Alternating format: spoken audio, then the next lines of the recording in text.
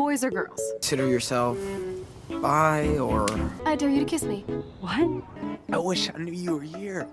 Could've hooked up. My hand.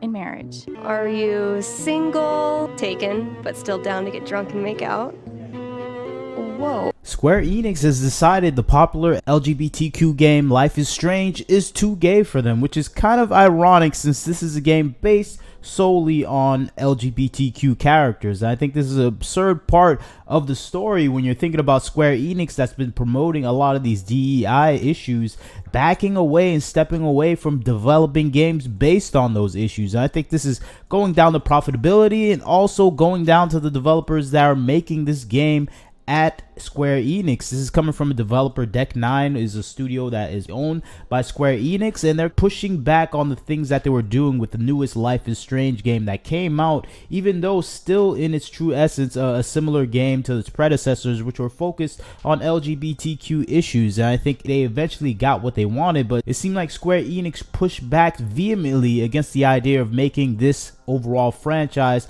a pure franchise focused only on LGBTQ themes. I think this comes down to the overall profitability of the game, because you're going after such a niche market that is not going to lead to a tremendous amount of sales. A lot of people are not going to go to this game based on that IP and property being solely focused on this minority community. I think eventually that is what Square Enix is pushing back from. They want the diversity, but they don't want the results of the diversity. I think this is happening at a lot of corporations that are hiring these diverse staffs, and now we're being surprised when these diverse staffs demand diversity in the video games, and it's leading to massive profit loss and overall firing and laying off of the staff. And I think this is Square Enix's approach to this, where they're saying, let's make this more of a universal game that appeals to a broader base audience. But I think that's a false premise, at least slightly, because this game is focused on these sort of story patterns. I think this is at the core of this overall IP. The reason why I'm not mad at this is because this is an independent, unique IP that started this way. This is not like Life is Strange was hijacked a la Star Wars, Star Trek, and all these other major franchises that have been captured and made into some sort of LGBTQ representation fest. This is not the case. Life is Strange at its inception and core was always about this, and I liked and enjoyed the first Life is Strange. The second one was trash, and I hear the third one is equally as bad as the second. So that is just up to the overall creativity abilities of the current developers at Deck 9. But overall, this is a good thing where you develop your own unique IP that is there to appeal to the broad base or to a minority group. And I think this is the way you do this. If you're looking for diverse gaming, you make an original property. And I think Life is Strange did it the right way, even though it seems like it's failing right now by doing it the wrong way, by making 2 bad games in a row. And I think that is the case with Life is Strange, and I think that's the case with Square Enix trying to push their development studio Deck 9 into making something that's more universal and broad based, that has a bigger appeal, because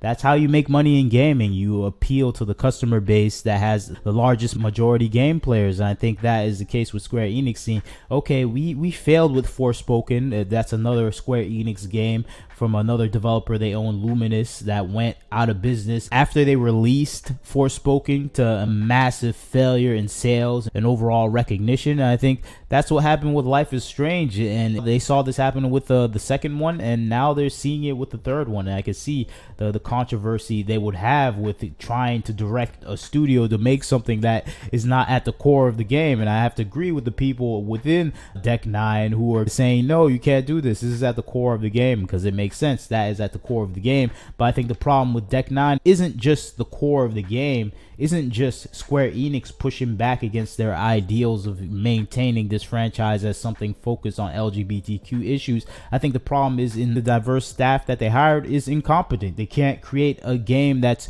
universal and attractive based on these minority issues. The first one did it, the second one not so much, and the third one was a complete failure. And I think that goes down to the talent that was involved in the creation of these games. It seems like they hired less people that had skill and more people based on diversity's sake. And you can see this happening with the narrative director of the original Life is Strange game. His name is Zach Garris. He had this goal, a lofty inspirational goal, of hiring a lot of diverse staff to fill up the overall writing and developers room so he can support these minority groups within his company. And this is his idealistic outlook on the situation, but the result backfired on him. Zach Garris was accused of doing things that abused the staff, which wasn't really abusive when you read into it. It's more like he was a white male that had power, and these diverse people that he hired resented him for that, and they kicked him out of his job for it. And that seems to be the case with the Zach Garris story, where he hired a bunch of diverse staff. He complimented them so much that he was accused of love bombing, that he was giving too much compliments,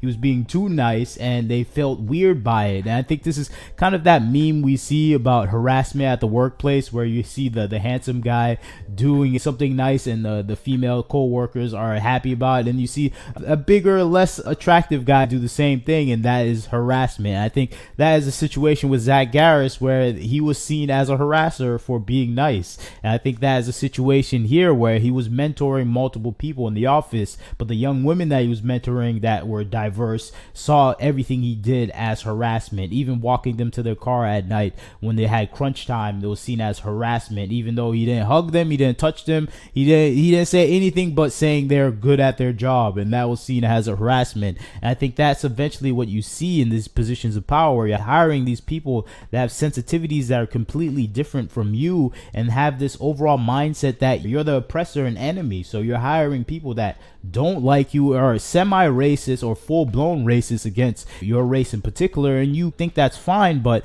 that is going to backfire against you if people have a different mindset and they want to do something differently than you. And I think that's what happened with Zach Garris, the overall narrative director of the first Life is Strange game, and now eventually these people took control of the third Life is Strange game and produced something that was utterly terrible and ridiculous to the fan base. And I think that is the case where they're even losing the people that were fans of this LGBTQ identity of the game, because they're creating content that is just not up to standard, because they have no criticisms being addressed now. The new people in charge of Life is Strange and Deck 9 Studio, they don't accept criticism from people that don't look like them, and that is just a setup for failure right there, when you don't accept any form of criticism because you're doing everything based on race and minority group pandering. And I think that is the eventual result that we're seeing within Deck 9 Studios, that is leading to massive layoffs and maybe overall closure in a similar way to the Forspoken studio Luminous. And that is the natural process of things when you put political activists and social progressive minds within the reach of power and influence within the gaming industry. You see